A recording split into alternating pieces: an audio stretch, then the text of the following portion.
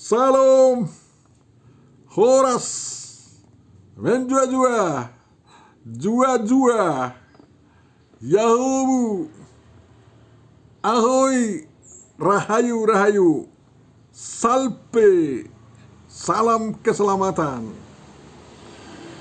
Kita bertemu kembali dalam channel ini Bapak Ibu Saudaraku yang terkasih untuk memahami apa yang menjadi epistel untuk minggu kita di jemaat-jemaat kita pada tanggal 23 November 2025 yang kita sebut juga sebagai minggu akhir tahun gerejawi. Bulan depan sudah masuk kita kepada Advent sebagai permulaan dari tahun baru gerejawi.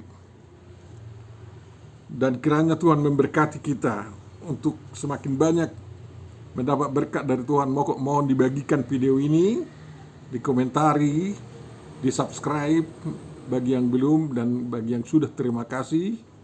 Tuhan memberkati kita semua.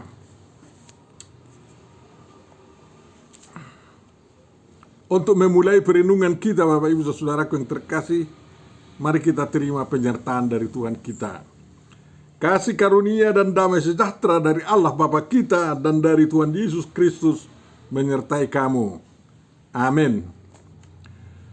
Mari kita baca epistel untuk tanggal 23 November 2025, yakni dari Sefanya 1 ayat 1 sampai 7. Itu judul dan bagian dari nubuatan Sefanya tentang penghukuman pada hari Tuhan. Firman Tuhan yang datang kepada Sefanya bin Kusi bin Gedalia bin Amaria bin Hizkia dalam zaman Josia bin Amon, Raja Yehuda.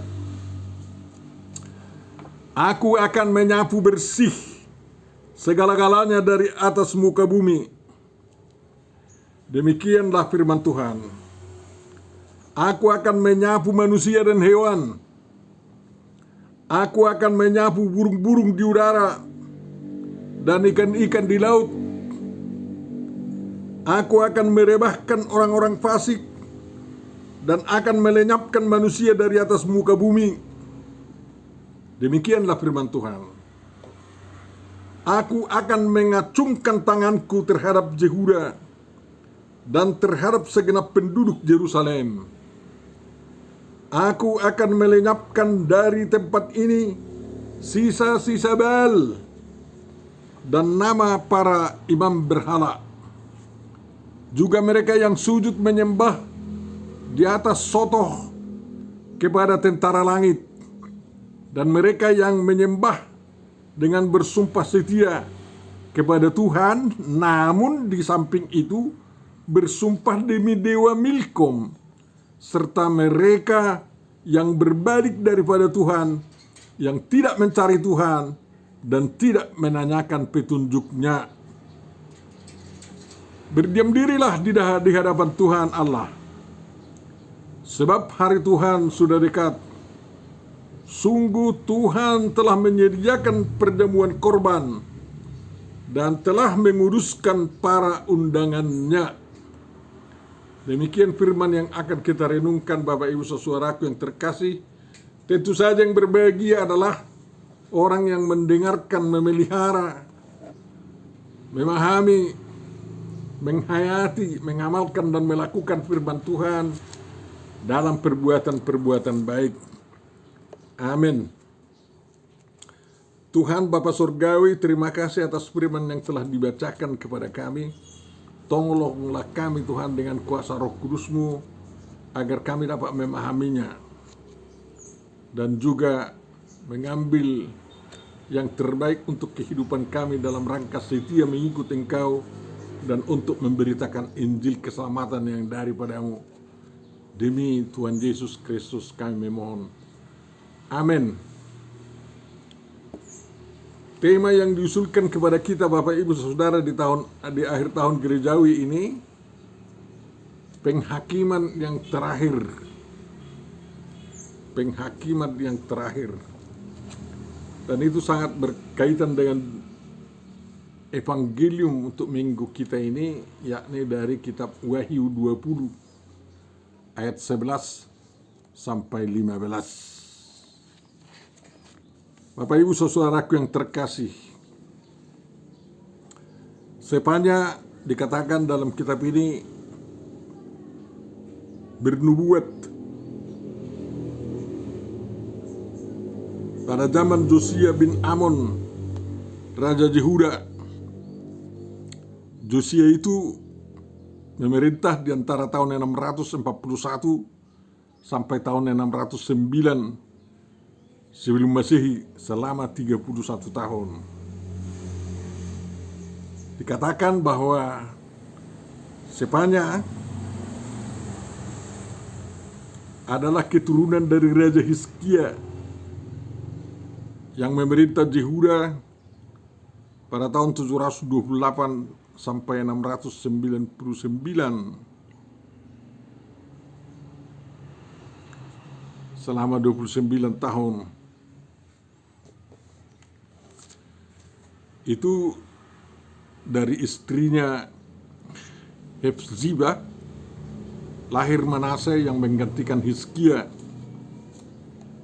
yang memerintah tahun 699 sampai 643, selama 55 tahun.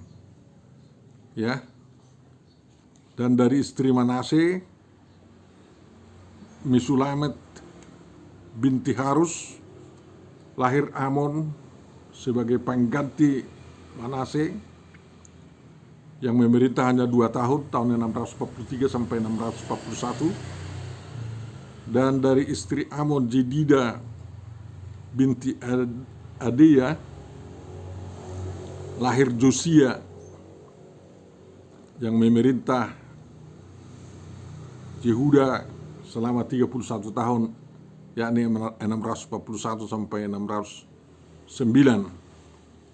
Itu selama dari sejak Hizkia sampai Josia 117 tahun lamanya. Dari istri Hizkia yang tidak disebut namanya ada lahir anaknya Amaria,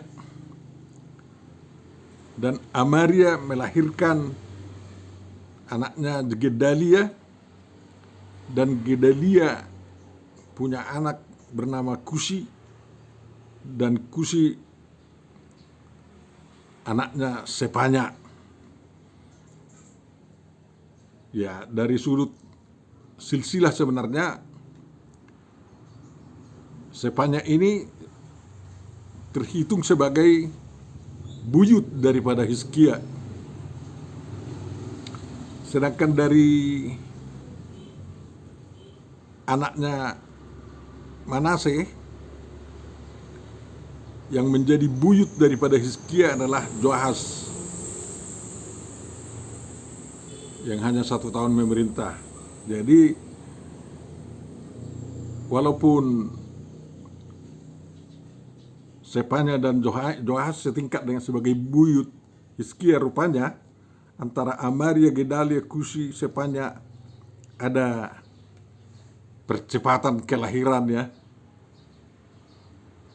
Sehingga Sepanya itu bekerja di zaman Josia, bukan di zaman Joahas.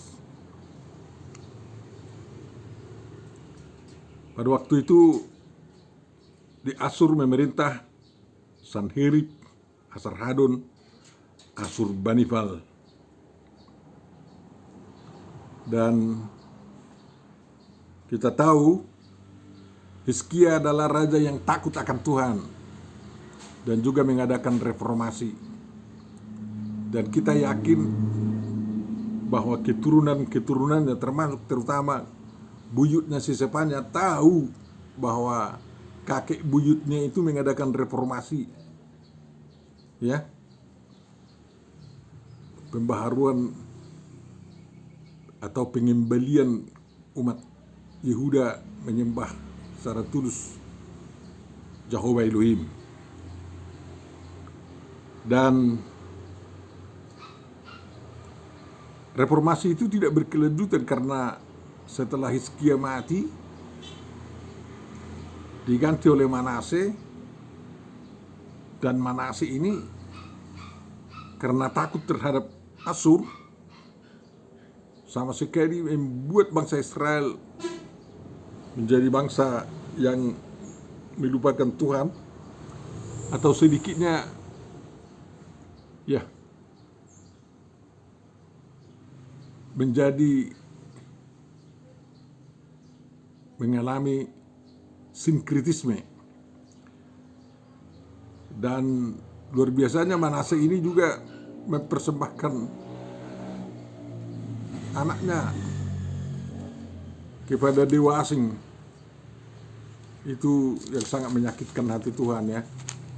Sehingga dosa Manase menjadi dosa yang tidak bisa diampuni oleh Tuhan, dan bangsa Israel atau bangsa Yehuda jadi kena hukum berat, termasuk kena buang.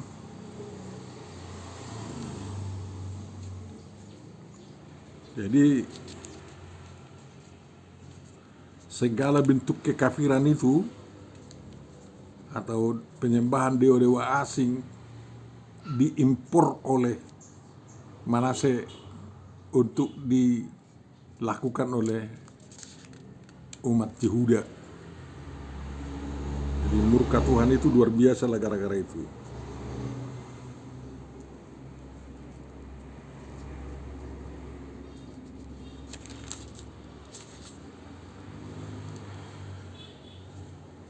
Dan Amon yang menggantikan Manase tidak mengubah keadaan, juga ikut sesat karena juga takut terhadap Asyur.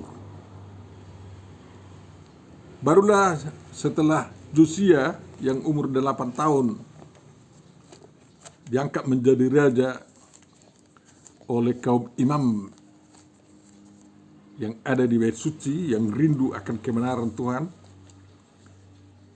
Imam-imam itu mendidik Josia taat kepada Tuhan, dan setelah ada temuan kitab suci yang kita yakini sebagai kitab ulangan waktu itu dan dibacakan di hadapan raja, Josia memerintahkan untuk mengadakan reformasi. Ya, reformasi yang lebih keras daripada yang dilakukan oleh kakek buyutnya ya, karena dia cicit daripada Hizkia. Tetapi ternyata seperti dicatat di dalam kitab Raja-Raja, Bapak Ibu Saudaraku yang terkasih, itu sangat mengirikan juga. Di 2 Raja-Raja 23 ayat 26. Tetapi Tuhan tidak beralih dari murkanya yang sangat menyala-nyala itu, yang telah bangkit terhadap Yehuda oleh karena segala sakit hatinya yang ditimbulkan Manase. Ya, hanya penundaan pelaksanaan hukuman itulah dampak daripada reformasi yang dilakukan oleh Josia. Ya. Dikatakan di sana juga, orang Yehuda akan kujauhkan dari hadapanku seperti aku menjauhkan orang Israel, dan aku akan membuang kota yang kupilih ini, yakni Yerusalem, dan rumah ini walaupun aku telah berfirman tentangnya, namaku akan tinggal di sana. Jadi luar biasa memang murka Tuhan itu terhadap bangsa yang menyeleweng itu. Sebenarnya Yesaya bekerja dalam rangka turut mensukseskan diadakannya reformasi Josia, agar umat Yehuda itu sadar tentang ancaman yang terjadi bukan hanya kepada bangsa Yehuda tetapi juga terhadap bangsa-bangsa di sekitar Israel, di sekitar Yehuda waktu itu. Bapak Ibu saudaraku yang terkasih, begitulah pergumulan raja yang setia kepada Tuhan dan nabinya yang mendukung dia. Kalau umatnya tidak mendengar secara sungguh-sungguh dan tidak mau bertobat 100% mengikut Tuhan,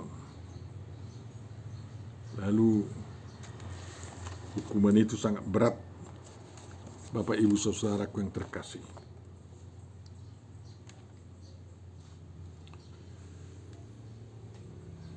Di ayat 1 sampai ayat 5 dikatakan hukuman terhadap bangsa-bangsa dan juga apa yang akan dilakukan Tuhan kepada Yehuda dan penduduk Yerusalem. Memang ada bedanya.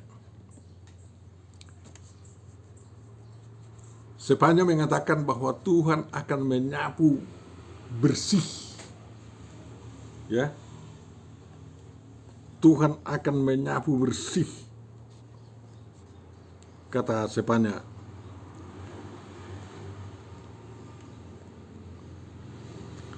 Asob asep kul me'al pene adama neum jakwi, katanya.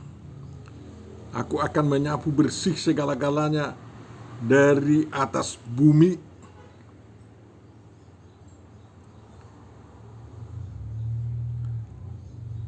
Asep, Adam, Behema, Asep, Ob, Hasamaim,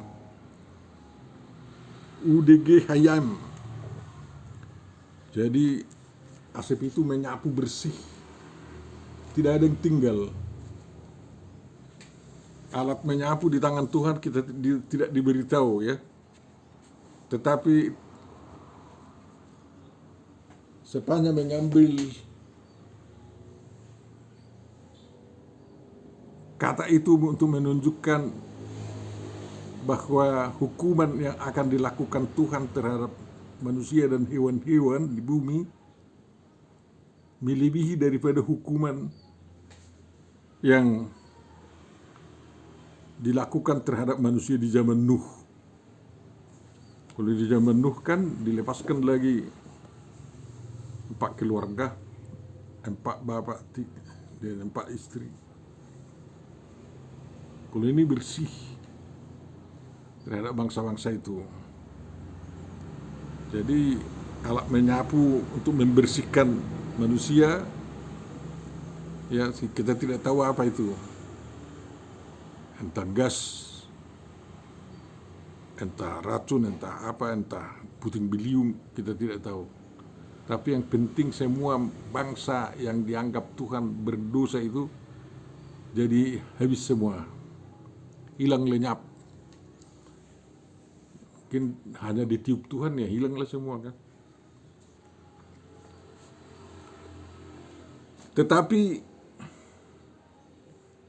bangsa Yehuda dikatakan akan mengalami pengacungan tangan Tuhan. Nah, jadi itulah ibarat Nuh yang dilepaskan walaupun dihukum, ya. Tuhan mengacungkan tangannya terhadap Yehuda dan kepada penduduk Yerusalem karena dosa-dosa mereka yang tidak mau sungguh-sungguh terreformasi, oleh karena walaupun Josia telah mengadakan reformasi di tengah-tengah mereka, ya. Dosa kaum Yehuda waktu itu adalah sinkretisme yang sangat luar biasa. Mereka percaya kepada Tuhan, tapi juga menyembah Baal.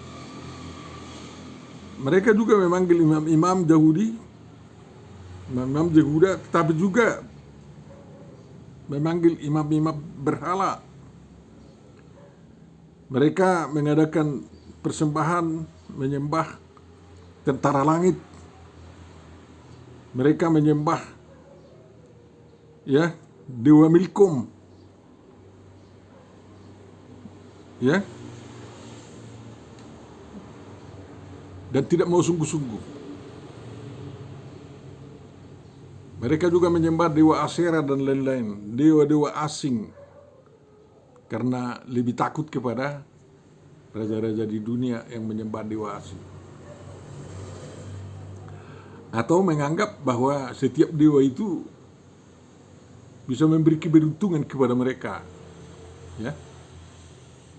Jadi seperti orang Yunani, banyak dewa-dewa mereka, setiap dewa memberikan keberuntungan kepada kehidupan mereka di Yunani kuno dulu.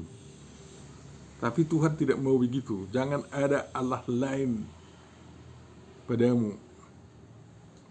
Karena tegas Tuhan, akulah Tuhan Allahmu. Bahkan jangan membuat patung dari apapun untuk disembah. Jadi dosa kejijikan yang sangat luar biasa bagi Tuhan adalah kalau mempoliteisme Tuhan yang disembah itu. Umat Tuhan harus benar-benar setia kepada hanya satu Tuhan. Ya. Tidak boleh setia kepada Tuhan juga setia kepada dewa Milkom. Tidak boleh setia kepada Tuhan tetapi setia juga kepada Baal, tidak boleh. Harus benar-benar setia kepada Jehovah Elohim. Bagaimana dengan kita?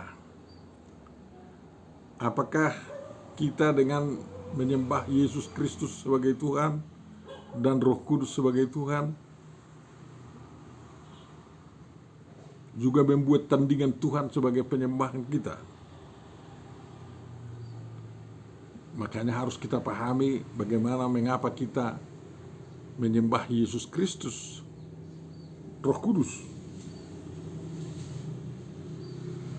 Agar kita bisa menjawab bahwa kita bukan penyembah tiga Tuhan, ya. Karena Jehovah Elohim adalah sembahan kita yang menyatakan diri dalam Yesus Kristus dan yang bergaul dengan kita di dalam kuasa Roh Kudus. Jadi tidak ada tiga di sana, ya. Banyak orang yang mempersoalkan tentang Trinitas, Tritunggal, dan lain-lain. Tapi yang jelas Alkitab memberitahu bahwa Yesus Kristus itu adalah firman Jehovah yang menjadi manusia dan hidup bersama kita. Karena Tuhan mau merasakan penderitaan manusia yang selalu diganggu oleh dosa ini.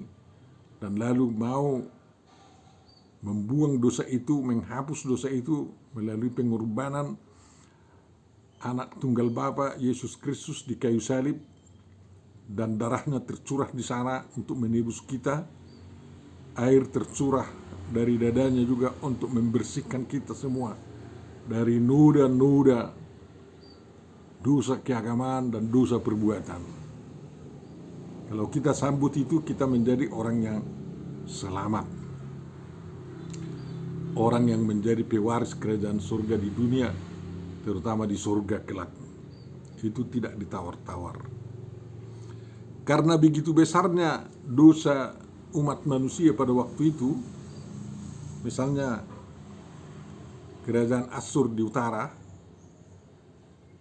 kerajaan Mesir di selatan, kerajaan Moab dan Amon di sebelah timur, ya, mereka itu dan Palestina di sebelah barat.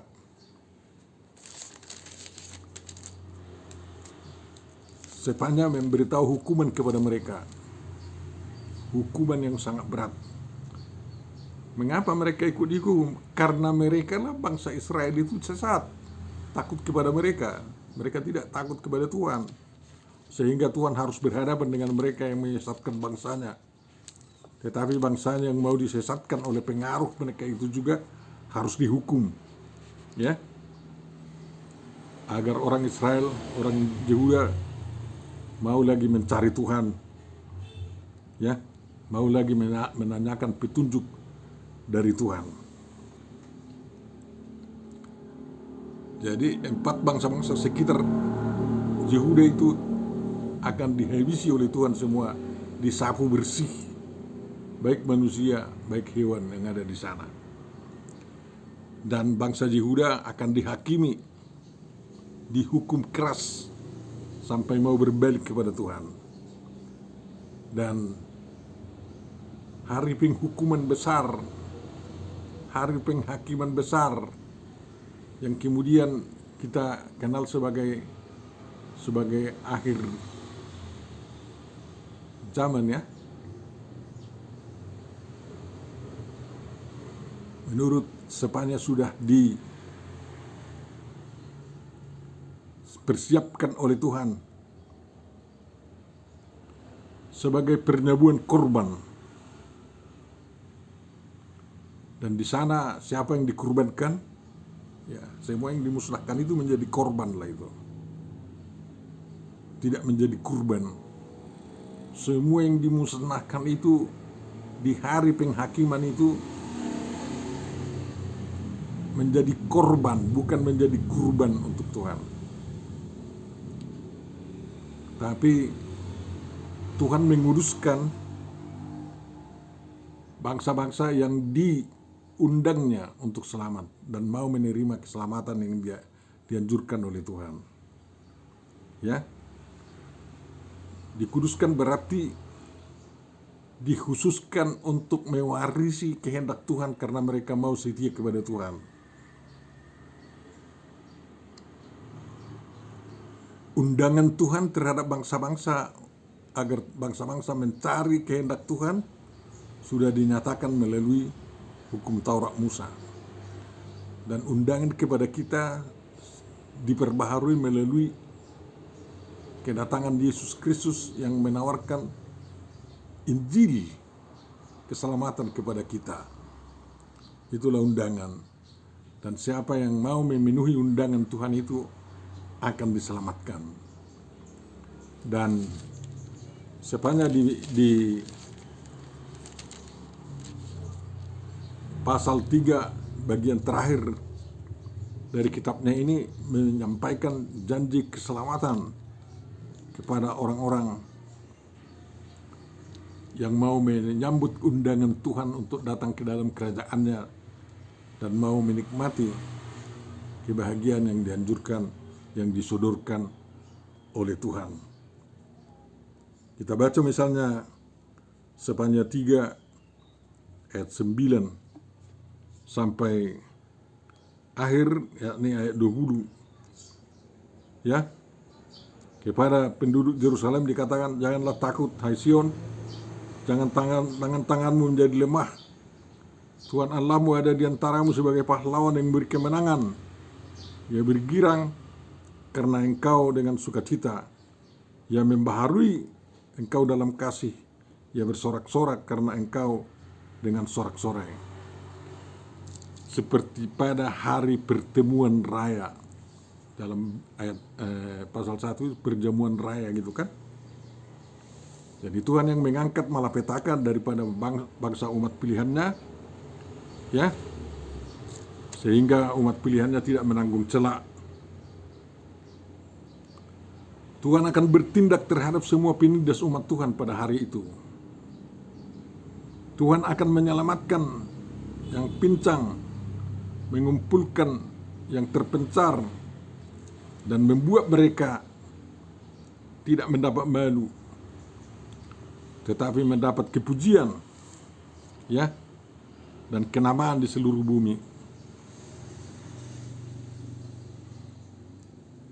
Dan kalaupun bangsa itu katanya nanti terbuang seperti bangsa Yehuda terbuang dulu, mereka akan dibawa kembali ke bumi, ya. Dan Tuhan membuat umat yang diselamatkan itu menjadi kenamaan dan kepujian di antara segala bangsa di bumi.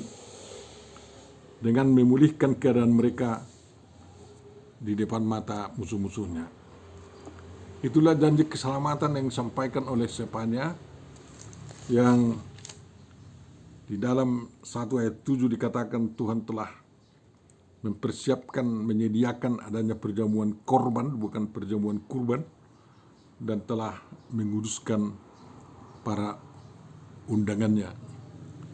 Kita menerima itu di dalam Yesus Kristus, Tuhan dan Juru Selamat kita. Berbahagialah orang yang menyambut keselamatan yang disodorkan oleh Tuhan di dalam Yesus Kristus.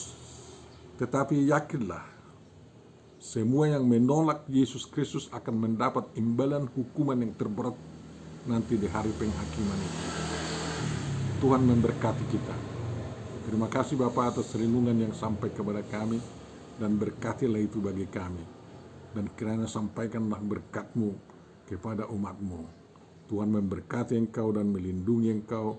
Tuhan menyinari engkau dengan wajahnya dan beri engkau kasih karunia. Tuhan menghadapkan wajahnya kepadamu dan memberi engkau damai sejahtera. Amin.